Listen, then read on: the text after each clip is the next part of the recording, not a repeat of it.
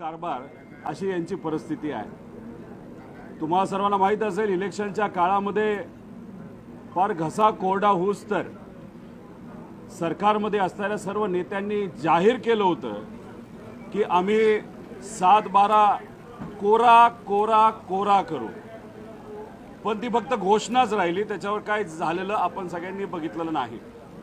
त्याच्याच बरोबर आपण जर बघितलं तर भावांतर योजना आम्ही आणू असं सरकारने सांगितलं होतं, त्याबद्दल सुद्धा गजनीप्रमाणे ते विसरलेले आहेत। 7-12 कोरा कोरा कोरा।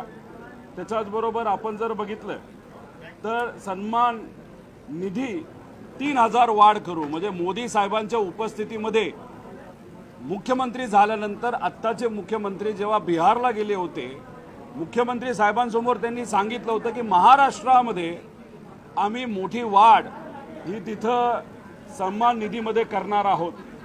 शेतकऱ्यांची कर्जमाफी, पीक विमा, अतिवृष्टी भरपाई, आत्ता सुद्धा आपण जर बघितलं तर 1,80,000 हेक्टर जमीन शेतकऱ्याची नुकसानग्रस्त झालेली आहे। पण तुम्ही निधी कसा देणार आहात, मदत कशी करणार आहात, हे सुद्धा सरकारने अजूनपर्यंत सांगितलेलं नाही।